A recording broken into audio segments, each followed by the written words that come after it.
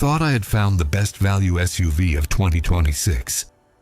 A few months later, I was asking myself one question. Did I make a huge mistake? Welcome back to Supercar. Today I'm sharing why I regret buying the 2026 Dacia Bigster, the problems I didn't expect, the compromises I ignored, and whether I'd still recommend it after living with it. Let's get into it. What if I told you that the most anticipated budget SUV of 2026 turned into my biggest automotive mistake? I bought the 2026 Dacia Bigster 3 months ago, and I need to be completely transparent with you. When Dacia announced this car, the internet exploded.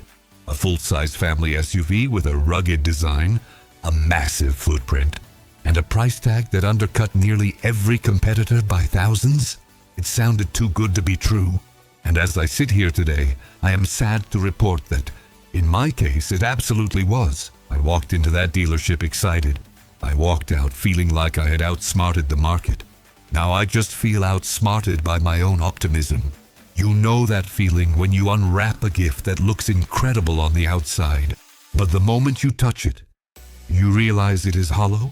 Let us start with the exterior, because this is where Dacia got me. And this is where they will get you too. The Bigster looks fantastic in photos.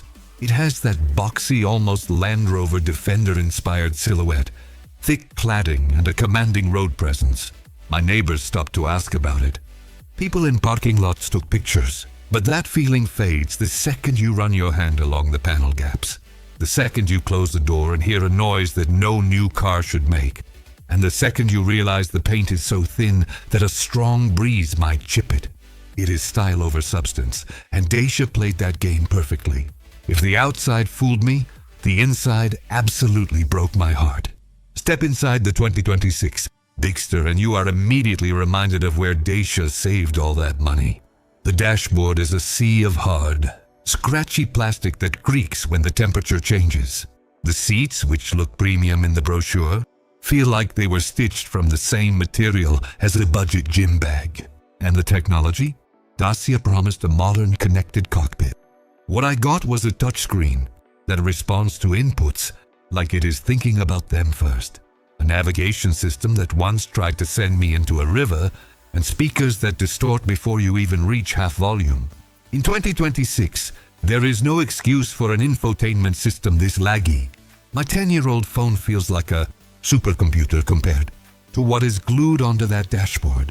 But hey, maybe it drives like a dream and you forget about the cheap interior, right? Wrong.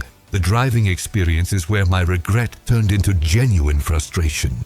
I opted for the mid-range petrol engine, and on paper the power figures look adequate. On the road, the Bigster feels underpowered, noisy and surprisingly unrefined. Merging onto a highway requires planning, patience, and a prayer. The engine drones at cruising speeds. The wind noise around those bulky mirrors is constant. And the suspension, which I assumed would be soft and comfortable, crashes over bumps like a cheap hatchback from 2 decades ago. The steering is vague, the braking is grabby, and the overall sensation is that you are wrestling the car rather than driving it. For a family SUV, it is exhausting. You might be thinking, okay, it is cheap, so some compromises are expected. But what about when those compromises start leaving you stranded? Reliability, the word that should never be optional, especially when you are hauling your family around. Within the first 6 weeks, my Bigster developed an electrical fault that killed the start-stop system, drained the battery twice, and threw up warning lights like a Christmas tree. The dealership admitted they had seen similar issues on other early models. Then, at week 8, the driver's side window regulator failed. Week 10 brought a mysterious coolant smell that turned out to be a loose hose clamp from the factory. These are not teething problems. These are symptoms of a car that was rushed to market to capitalize on hype, and I am the one paying for it with my time, my sanity, and my wallet. So here is the question that has been keeping me up at night. Did I actually save any money? Or did I just sign up for a very expensive lesson? Let us talk about the real cost of ownership, because this is the part Dacia does not want you to think about. Yes, the purchase price was low, but the depreciation on this thing is already brutal. I checked resale values last week, and I would lose a staggering amount if I traded it in today. The fuel economy is nowhere near the official claim, especially when you have to thrash that underpowered engine just to keep up with traffic. And the warranty? It is basic, and the dealership network is already overwhelmed with complaints. I wanted a smart financial decision. Instead, I got a liability on wheels. The regret is not just about the car being bad. It is about realizing I fell for the marketing. Is there anyone out there who should still buy this car? Or is it a complete write-off? I will be fair. If you genuinely do not care about refinement, technology, or driving pleasure, and you just need a large metal box with 4 wheels to move things slowly from A to B, the Bigster technically works. If you live in a remote area where road presence matters more than road manners, maybe.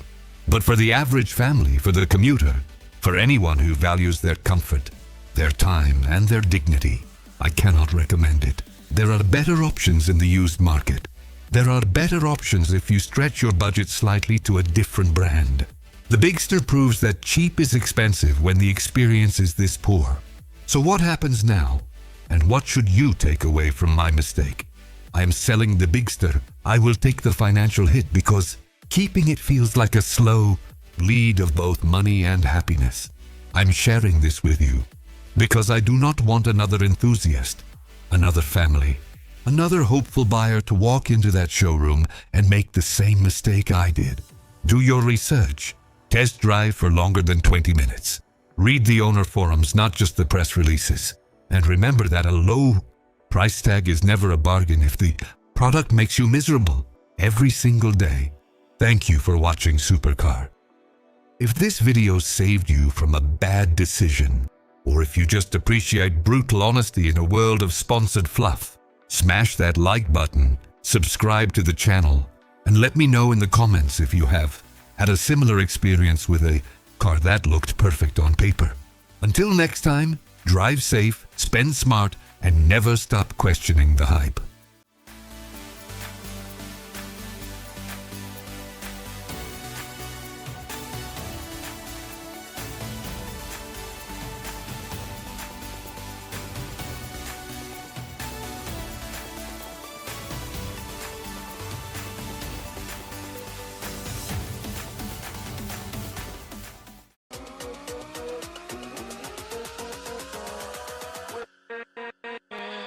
With